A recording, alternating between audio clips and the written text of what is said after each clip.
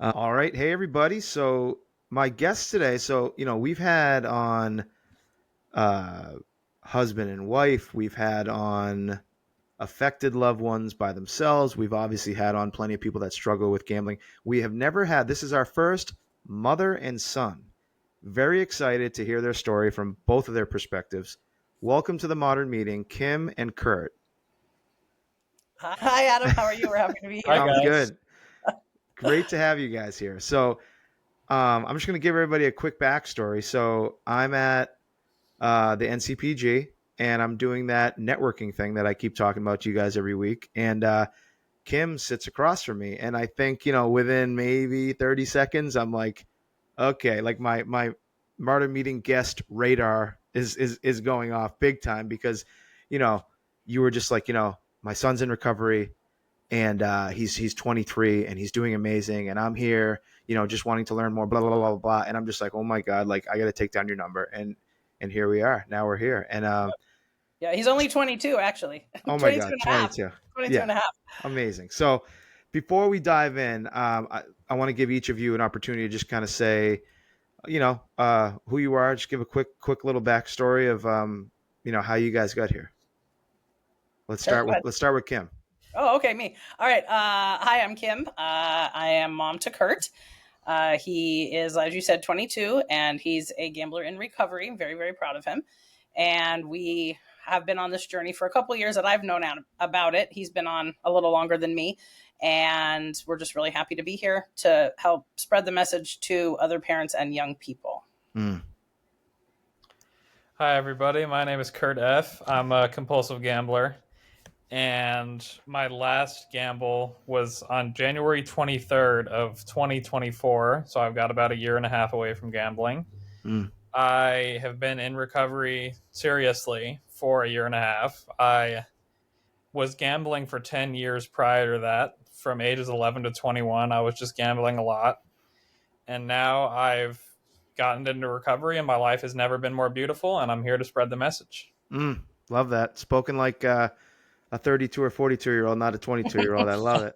But so obviously, so my first question is, what the hell are you gambling on at age 11? Yeah, so I was gambling with video game skins.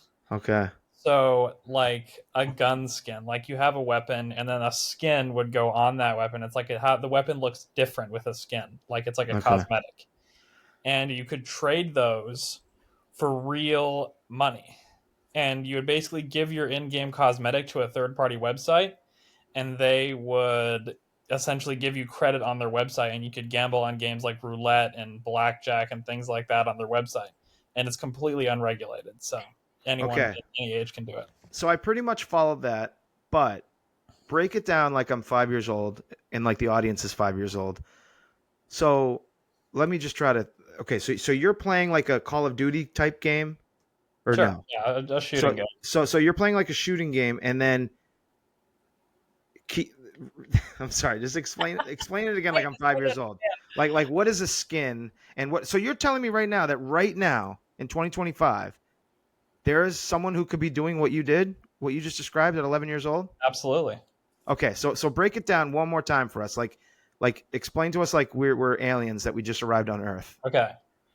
So you purchase a video game item, essentially. Okay.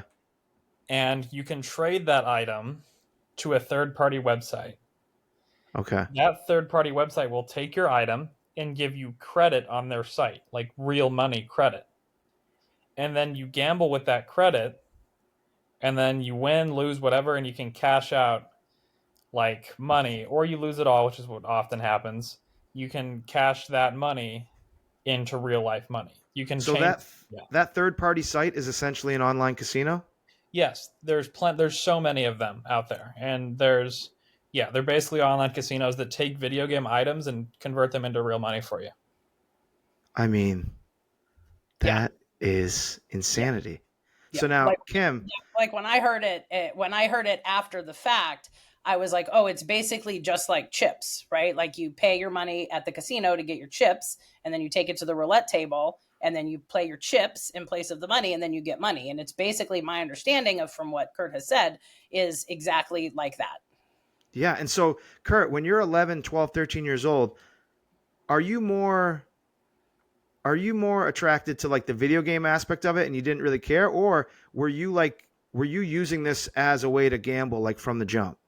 Yeah, using it as a way to gamble for sure.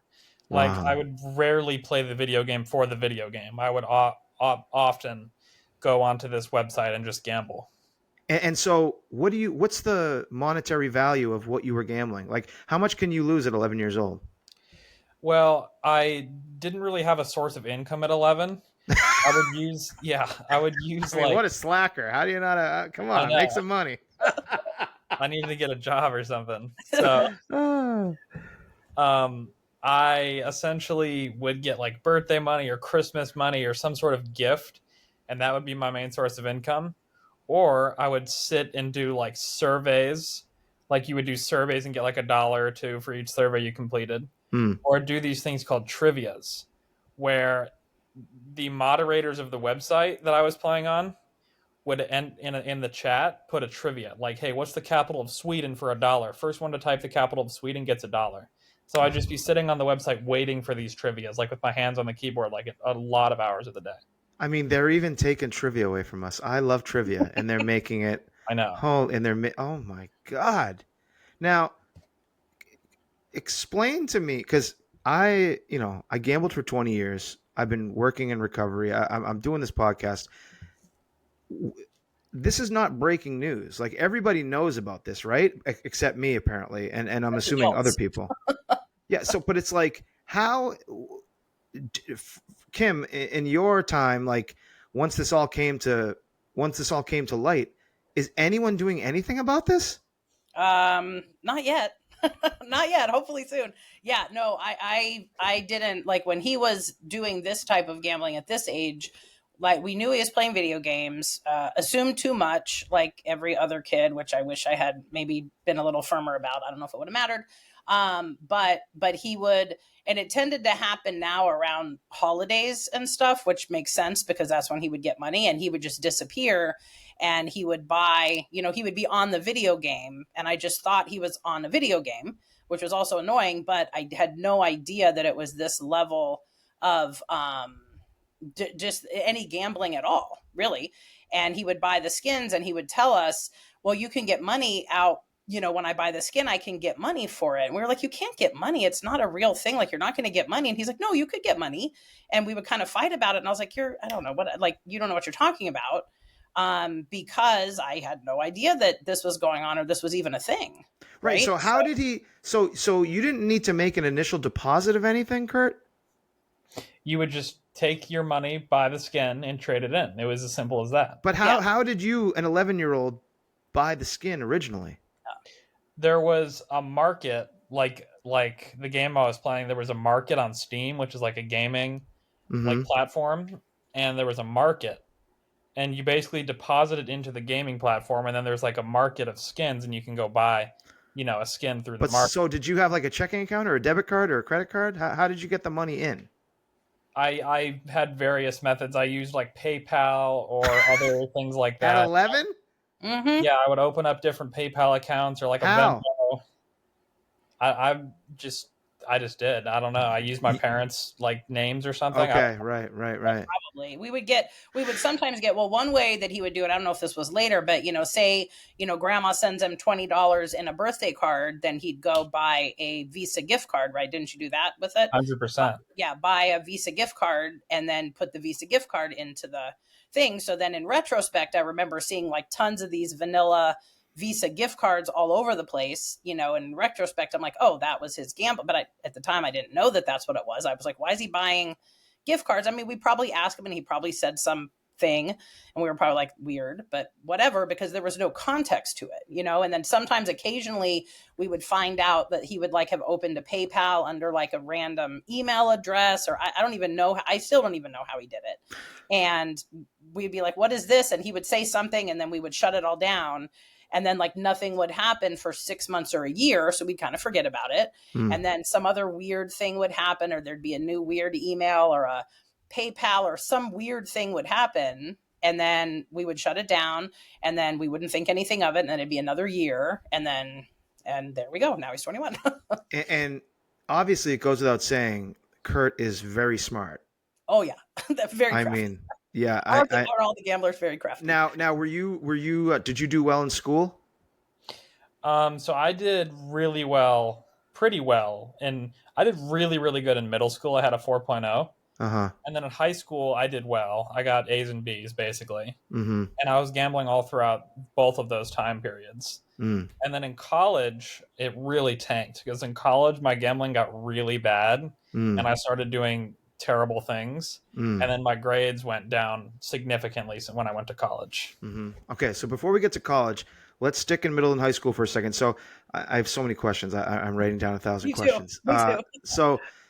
So now, well, actually, Kim, do you know everything at this point?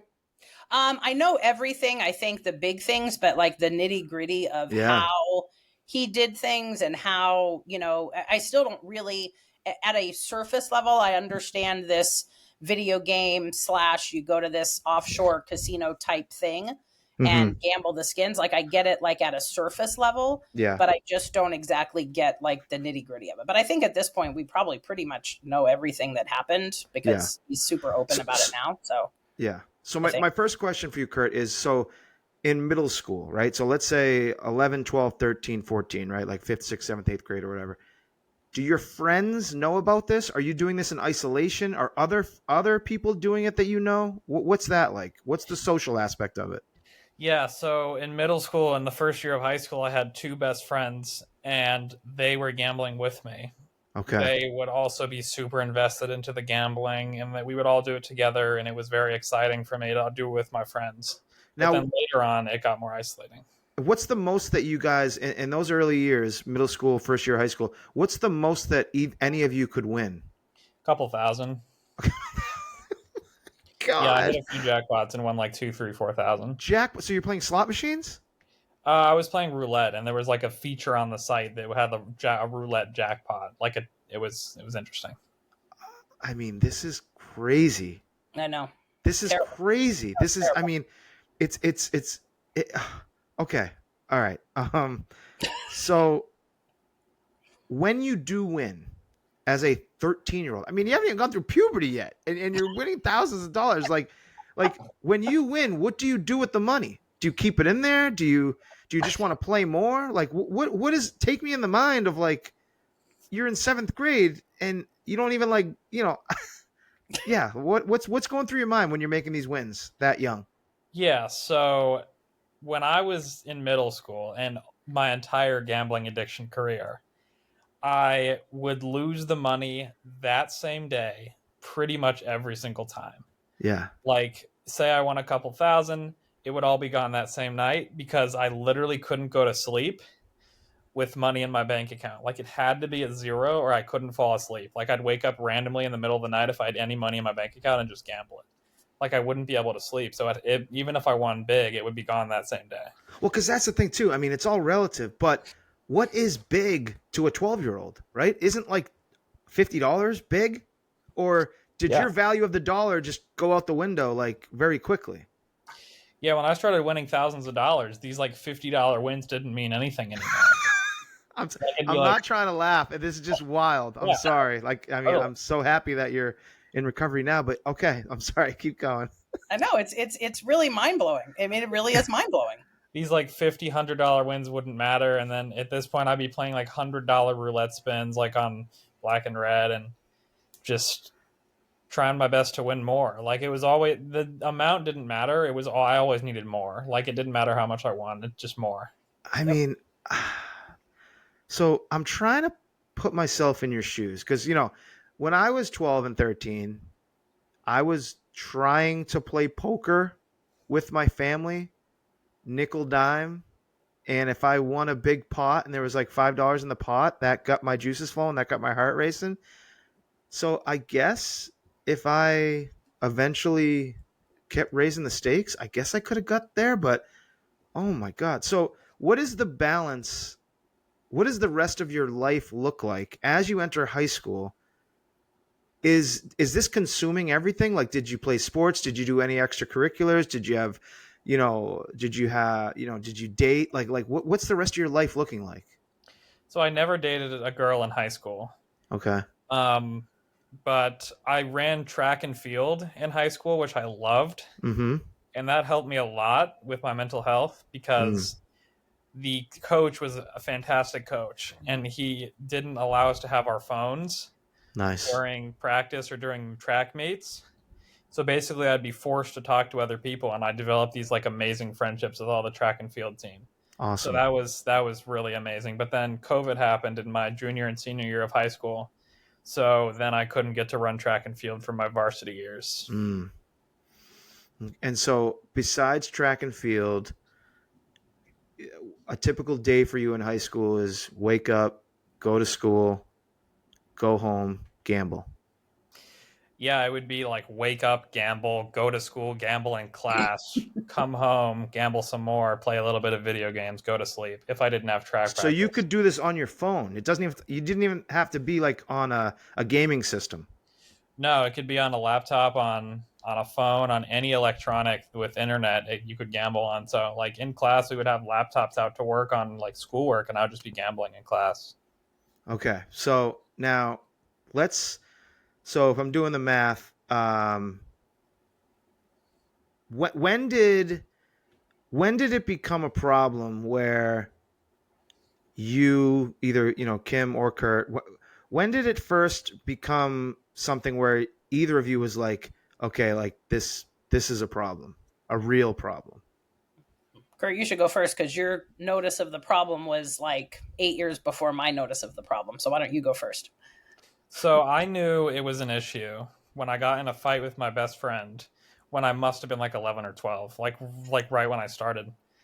Because basically he was in a different room and he left his laptop in my room with the gambling website open and he had money on there and I had no money and I stole his money and essentially gambled and I won big, which was the worst thing that could have happened because then like, then I had more to play with and then I thought every time I would steal money I would win big. So Mm, I knew it was a problem very early on because I got in a fight with my best friend over it. So mm, Yeah.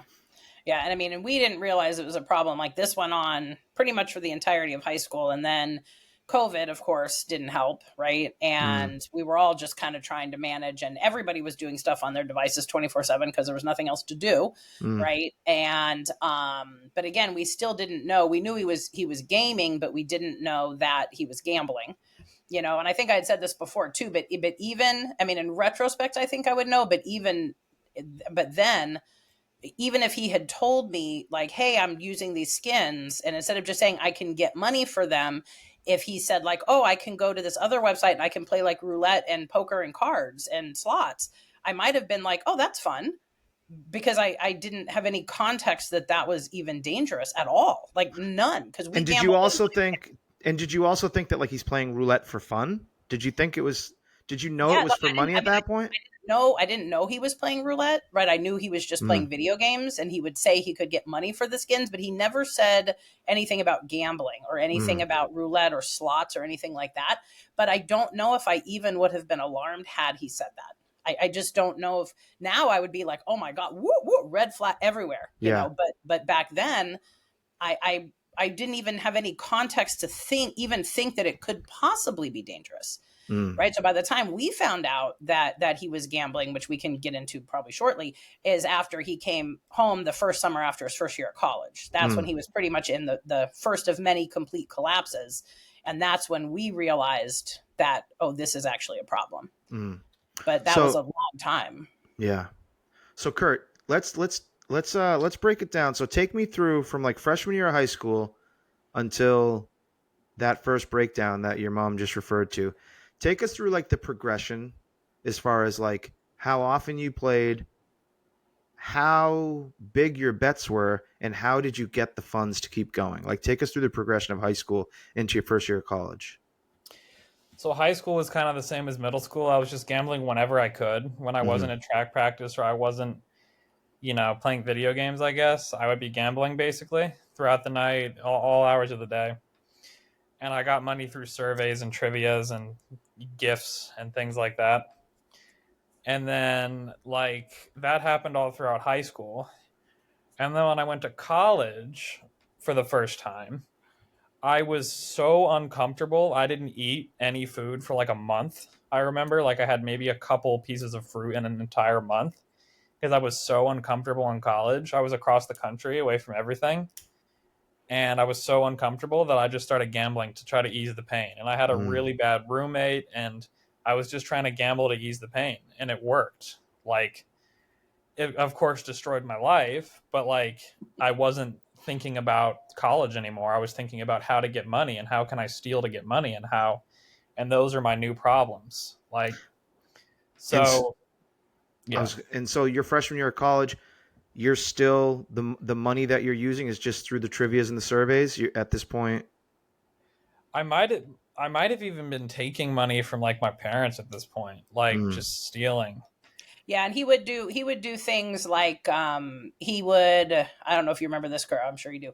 Like I think he was selling things, like we would send him a bike helmet or whatever, and I think he would sell it. I don't know if he sold that. He had a bike that disappeared. I'm assuming he sold it. I don't really know what happened to the bike, but I assume, like I think he was selling things.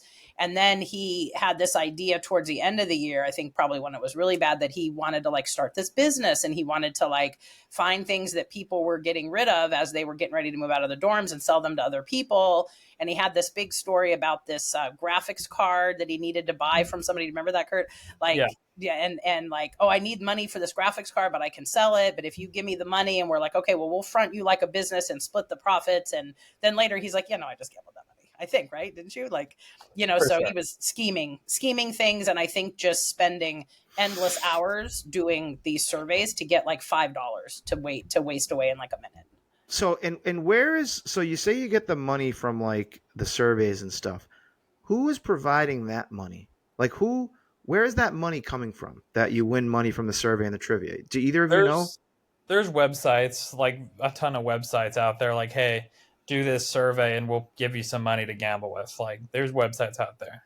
They say to gamble with specifically, or Some just websites you can directly gamble on their website. oh wow, I mean, this we wow. I don't even Hmm.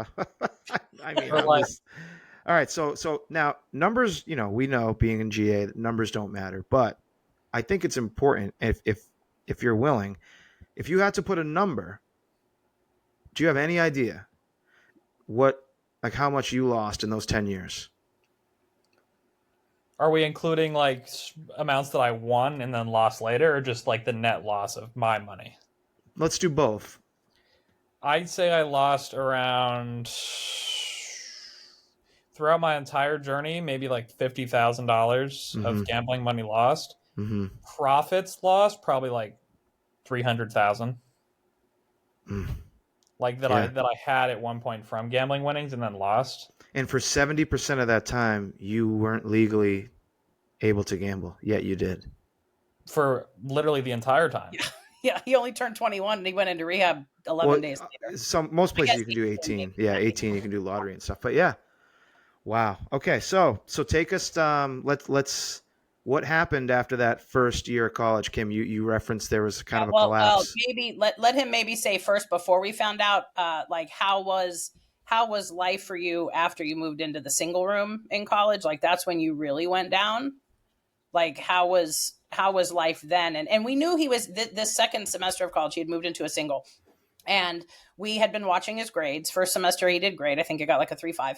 Second semester he just started to flunk everything, and Mm, I'm still looking, and then my husband's like, don't look at the grades, it's not your grades. And so I stopped. I kept looking, but I didn't really tell anybody I was looking. And I yeah. kept looking, and then at the end I'm like, well, he's going to get like a 1.7. And my husband's like, oh my god, how's he getting a 1.7? I was like, well, you said not to look. And we just kind of let him do what he was doing, and he almost flunked out Hmm. that semester. But how was life that semester, Kurt? I have so many stories about that semester. That was Let's bad. hear it. Let's go. Give us Okay, your so top 10. essentially that semester, my second semester in college, I was in a single, so I had no roommate, Can you and say I where you was went? Michigan State, the Okay, Spartans, nice. Yeah, nice. and I um essentially was living in filth. Like, Mm, I ordered DoorDash and never took out the garbage, so I had like a landfill room, like garbage up to my knees. And then I never showered, never took out the trash, never did laundry, never brushed my teeth. no basic hygiene whatsoever, never went to class, was gambling 15 hours a day and going to bed at 10 a.m. and waking up at 6 p.m. And there's a funny story that I like to share with every podcast and speaker share that I do. So one day I was just gambling and I was out to get food or something. And I found this big giant tub in the hallway. And I was like, this is perfect for me to pee in. There were community style bathrooms. So there was no bathroom in my room. I had to walk down the hall. And every time I did, I had to look at people. I had to make eye contact, and I had to leave my gambling. I had to leave the chair to stop gambling. And that was too much for me. So I brought this tub into my room and peed in it for like a month or two. Oh, and then at the end of the semester at 4 a.m. when no one was awake, I took it out and dumped it like in the toilet. So yeah, it was too much for me to even leave my chair to leave the gambling. Yeah. And in that second semester, did you ever cash anything out?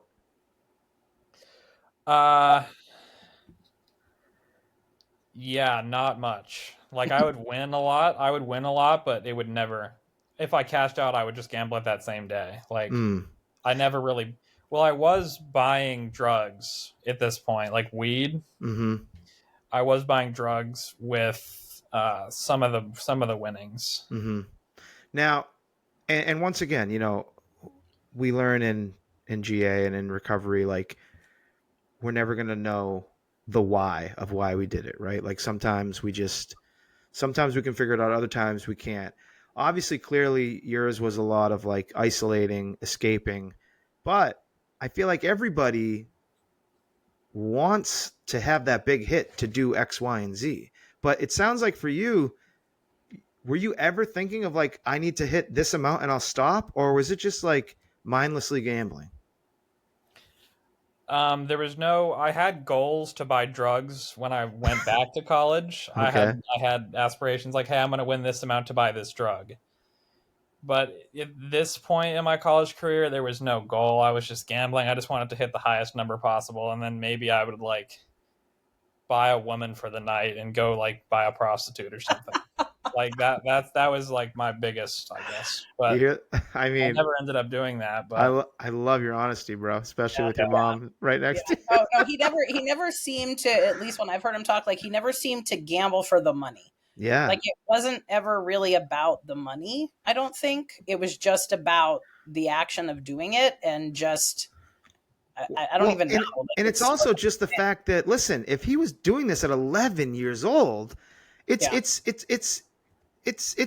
like it might as well be like hardwired in there. Yeah, like it's hardwired in his brain at 11. Yep. Oh my God. Okay. Terrible. So what happens next? Like when do we have that first like collapse? Yeah, so he came home after this, got the 1.7, and then he called in a panic. Like the last week, I remember talking to him a couple times because I already knew he was going to flunk out, but I don't think his dad knew yet at this point. And he had to pack up his room and had to do all this kind of stuff. And we weren't going to fly out there just do that. I'm like, you just need to handle it. Like you need to pack up your things. The storage people are coming, which that was really gross when we took that stuff. Remember, Kurt? We took that out of storage the next year. That was terrible. Hold on. So you saw the dorm. Tell me what I didn't see the dorm at that point because he packed it up and came home. Okay. He packed it up himself and came home. But then he came home and we knew he was using marijuana in some form. We had kind of found that out. And so we were like, no, not here. You can't have that here, whatever. And then, he had basically flunked out. So he's obviously not okay, right? Because he's a good student. He was always a good student, very smart, does good work. And we actually right behind me right here where I'm sitting right now, we had a talk with him and we were like, what's going on? And we just kind of sat there and like had this staring showdown. Like, you got to just like lay it out because like, you're not okay. What's happening? And we assumed that it was drugs, right? Which it kind of was, but not really. And then I remember, like, I don't exactly know how it went down, but he kind of was like, well, no, I'm gambling. We're like, what do you mean you're gambling? And he's like, yeah, I'm gambling. We're like, what? Like, that's a thing? Like what? So we don't know what's happening. So he's clearly collapsed somehow because of gambling. We have no idea what gambling addiction is. We have no idea that this is a, medical disorder. We have no idea of this at this point. So then we're like, okay, well, you need to stop that. So we looked up, we found him a therapist. I must have Googled probably gambling therapist or something. And he started seeing her. And we're like, oh, back when we're naive, and we're like, oh, good, he has a therapist. Now everything's good. He's going to be fine. And we thought he was, off and on for a while until we knew he wasn't. But that was kind of where we found out what was happening. And then we jumped right on like, okay, clearly you need help in some form, and we don't know what that is. So we need to go seek out professional people that do know what that is to help you. So Kurt, from your perspective, that conversation at the kitchen table, were you looking for help at that point, or were you just like, all right, I got to give him an explanation of why I flunked out? I don't think I was looking to get better at that point. Right. I was still looking to gamble. Yeah, so you were just like, they wanted an explanation and you gave it to them. You just were like, yeah. Yeah. And so when you went to that therapist, did she do anything for you, or were you just kind of checking a box to appease your parents? For sure doing it to please the parents. I was like gambling when I was meeting with her and being dishonest. So when I'm being dishonest and not trying to help myself, there's nothing the therapist can do. Like, I'm just going to keep gambling and there's nothing that can happen. So, before we get to GA, like, what were the rock bottoms, or what was the lead up? That was just the beginning. We got a lot. All right. I don't know how much time you got. Oh, yeah, we got time. That was just, don't you think, Kurt? That was just the beginning, right? Yeah. So keep going. That wasn't even the worst of it yet. I don't know. Yeah. So take us from. So what did you do? Did you go back to school, or did you, after that summer, and you went to the therapist? What happened next? Do you want to talk about the rehab, Mom? Yeah, I guess we'll jump ahead a little bit because there was kind of a year in here that was sort of unrelated. But so we got him the gambling therapist, and he was seeing her, and we were like, great, he's all better now because he went to therapy, and I took him back again to school, dropped him off at was that your first in-person GA meeting? I think when he went to the one at the college there. So we went and dropped him off there. He met a couple of really nice people that, took care of him for a couple of weeks there. And so we set him up in the dorm room already, think he's good.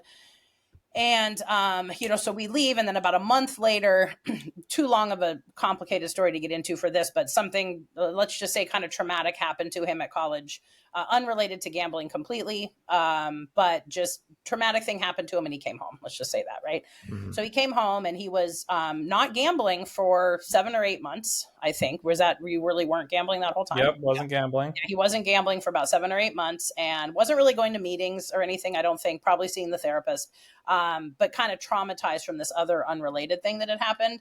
And, so we're trying to kind of get him back on his feet, trying to, pull that together. And he wasn't gambling. And then about 6 or 8 months later, in March, April, May of 2023, I think it was, he just started gambling again. He can talk about that relapse. And then just went completely out of control. And then we went to rehab the first time. Yeah, so I wasn't gambling for like 7 months at this point. And I wasn't in recovery at all. I was still smoking weed every day and getting high and doing LSD and various other drugs. But like, I was just abstinent from gambling. I wasn't in recovery or anything like that. I was just abstinent, which are two very different things. Of course. And did you have urges, or was it a conscious thing that you're like, I'm done with it? Or I didn't really have urges or anything. It was just kind of, I just wasn't doing it. And then interesting. I got this DMT cart off of a drug dealer. What's that? What's DMT? DMT is a very powerful psychedelic drug. Okay. And I got this DMT cart off this dealer, and he, I needed a battery, like a battery to smoke this cart, right? And I asked my mom, I was like, hey, I need $20 for a battery so I can smoke this DMT. I don't know if I said it was DMT or weed or whatever. I thought it was weed. I don't really know the difference, honestly, but I thought it was some smoking, thing I wasn't approving of, let's just say. And you said, no, I'm not going to do that. And then I had $7 in my wallet. And I was like, screw it. I'm going to go to 7-Eleven and buy a lottery ticket or buy a scratcher, whatever I bought for $7 and gamble. And then, like, within days later, I was playing high stakes blackjack again. And so hold on. So you had $7 to your name. Yes. How are you playing high stakes blackjack weeks later? By just answering 1,000 trivia questions? Like, Pretty much. Like really? just Probably. I think this was around the time when he started taking money from us.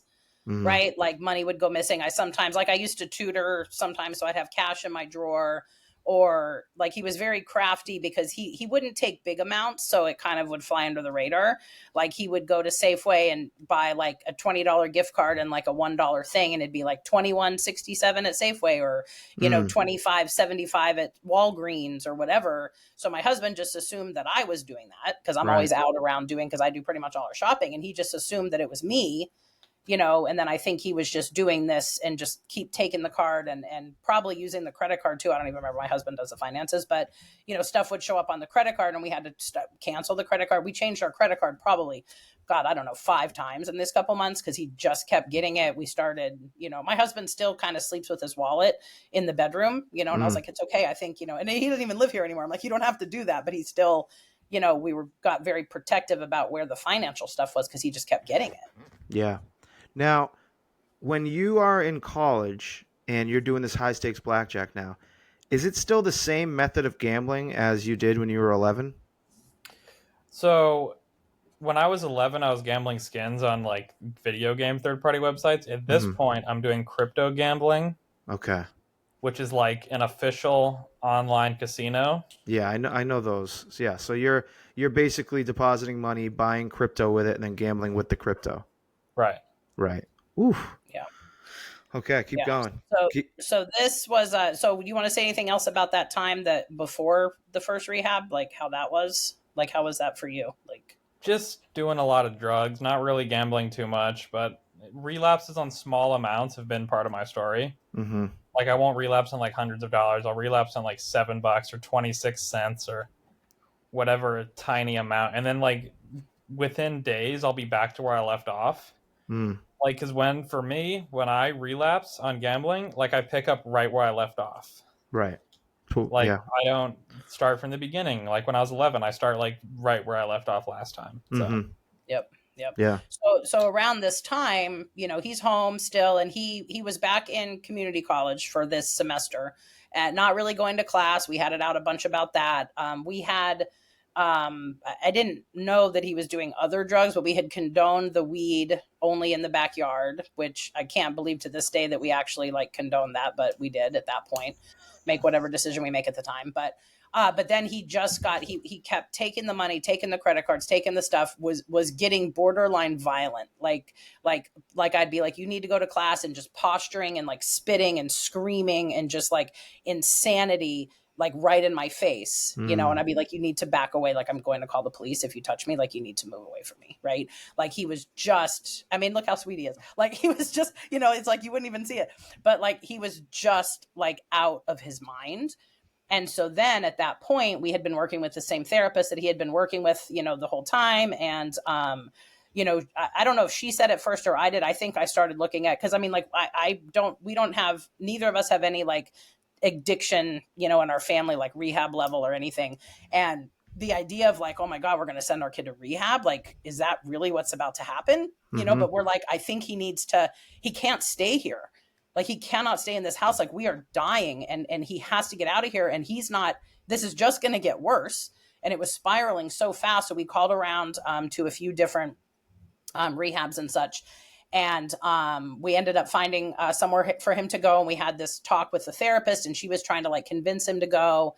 And all of this stuff. And then, he finally agreed to go, and it was kind of under duress. So under duress, not totally under duress, because he was ready to go, because I think he knew he needed help at this point. I don't know. I guess, I mean, I felt like he kind of was sort of ready, but not totally ready. But we took him to Arizona. He actually went to Prescott House in a transition phase. So he was like the only one there for a while, and they were kind of in this transition phase to where they are now, I think.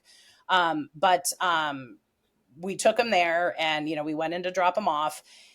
And he was on board the night before, like he was ready to go. And then we went to the airport, and then he kind of started to freak out. And then we got there, and he was just not having it. Right. So we get in the rental car, and he sits in the front because he gets car sick. And I remember like sitting in the back looking at the map, and it was about an hour and a half.